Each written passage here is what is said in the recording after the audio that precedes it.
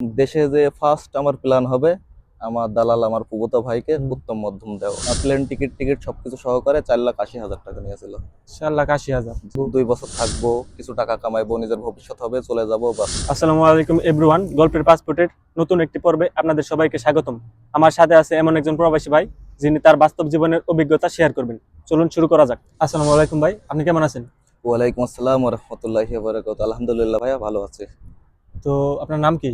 আমার নাম মোহাম্মদ চাঁদ ইসলাম বিদ্যুৎ। দেশের বাড়ি কোথায়? আমার দেশের বাড়ি কুষ্টিয়া জেলা, মিরপুর থানা, পোড়াদহ ইউনিয়ন। আচ্ছা, সৌদি আরব আসছেন কতদিন হয়েছে? আমার তো সৌদি আরব আসা হচ্ছে 3 বছর 8 মাসের রানিং আছে। 3 বছর 8 মাস আসছেন এখানে। জি। এখানে আসার পেছনের কারণটা কি ছিল? মানে বিদেশ আসার প্ল্যানটা আসার কেমনে হইলো? আমার আব্বু ছিল বিদেশ, বিগত 20-21 বছর মালয়েশিয়াতে আছিল। তাকে দেখে অনুপ্রাণিত হয়েছে। সেইখান থেকে শখ, ছোট থেকে যে বিদেশ যাব, বিদেশ থাকবো। বিদেশ যাবো, বিদেশ থাকবো, তো পড়ালেখা পড়ালেখা করেন না দেশে? পড়ালেখা করছি, আমি ক্লাস 9 পর্যন্ত পড়ছি। ক্লাস 9 পর্যন্ত পড়ালেখা বাদ দিলেন কি কিসের জন্য? বাদ দিলাম এই যে বিদেশ আসার জন্য।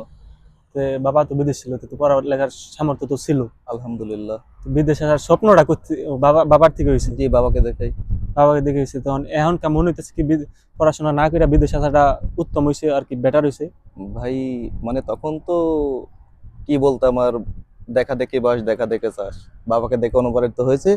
এখন ভাই কি বলতাম আর, বিদেশ নামেও বিদেশ, কামেও বিদেশ। তো বিদেশ আসার পরে আপনার সাথে সাথে কাম পেয়ে গেছিলেন? ফার্স্টে এসে প্রায় 3 মাস বসে আছিলাম। কোনো কাজ নাই, টিকামা নাই, কোম্পানির কোনো খোঁজ আসায় খবর কি নাই। ফ্রি বিষয়ে আসলেন না কোনো? না, আমি এসেছিলাম কোম্পানির ভিসাতে। এখন কোম্পানিতেই আছেন? আলহামদুলিল্লাহ কোম্পানিতে আছে। প্রথম আসার পরে কতদিন বসে আছিলেন অথবা আমি কার সাথে? ফার্স্টে আসার পরে 3 মাস বসে আছিলাম। 3 মাস যে বসা ছিলেন, 3 মাসের বসার থাকার তো একটা খরচ আছে। খরচটা কোত্থেকে আসছে?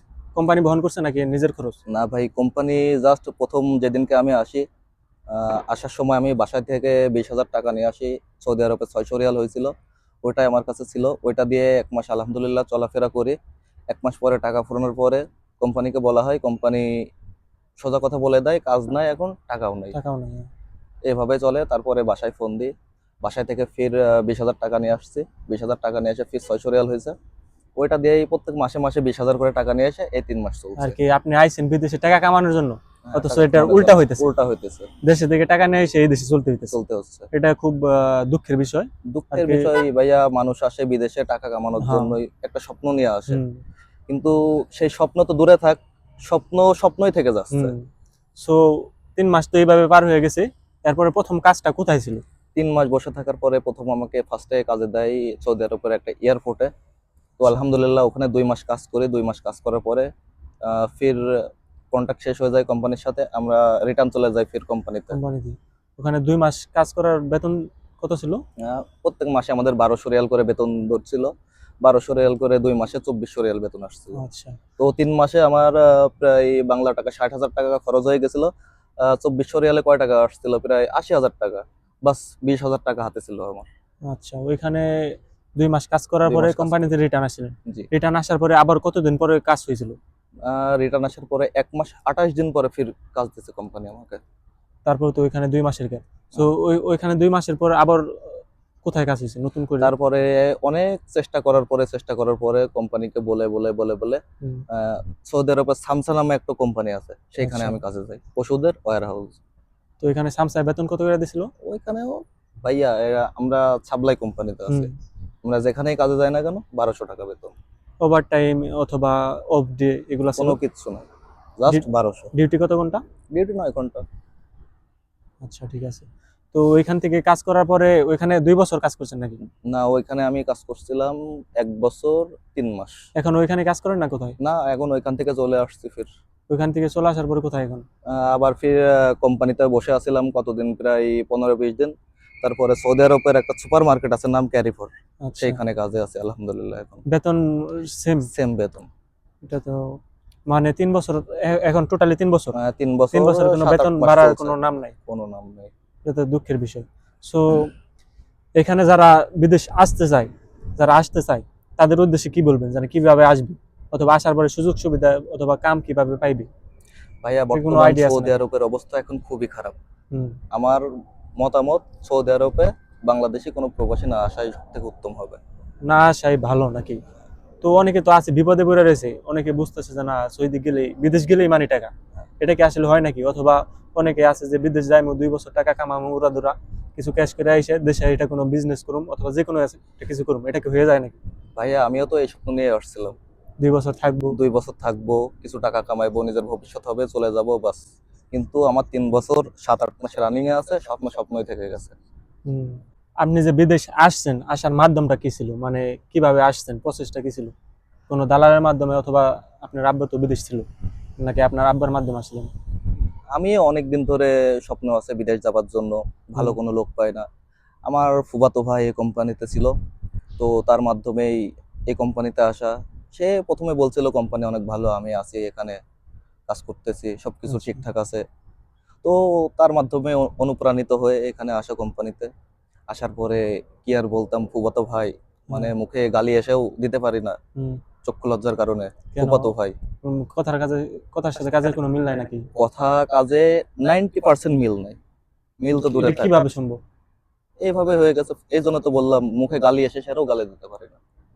তার সম্পর্কে ফুফাতো ভাই কিছু বলা যায় ফুফাতো না? ভাই কিছু বলতে পারি না। তো উনি কত টাকার মতো নিছিল? আমার কাছ থেকে A to Z, medical, passport, passport আমার আগের থেকে করা ছিল, আচ্ছা। প্লেন টিকিট টিকিট সবকিছু সহকারে 4,80,000 টাকা নিয়েছিল। 4,80,000। জি। সো ভাই, আপনার তো এখানে বললেন যে 3 বছর হয়ে গেছে টোটালি। জি তো ছুটিতে যাওয়ার কোনো চিন্তা ভাবনা আছে অথবা দেশে একবারে চলে যাওয়ার কিরকম প্ল্যান? ভাইয়া, অথবা বর্তমান কোম্পানি, আরেকটা কথা, কোম্পানি কোম্পানি কয় বছর পর পর ছুটি দেয় অথবা বিমান টিকিট দেয় কিনা, এটা সম্পর্কে একটু বলে দিন।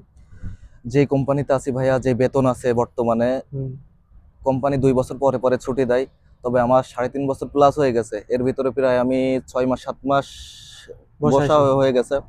তো 1200 টাকা বেতন, 2 বছর পর পরে কোম্পানি 1 মাস করে ছুটি দেয়।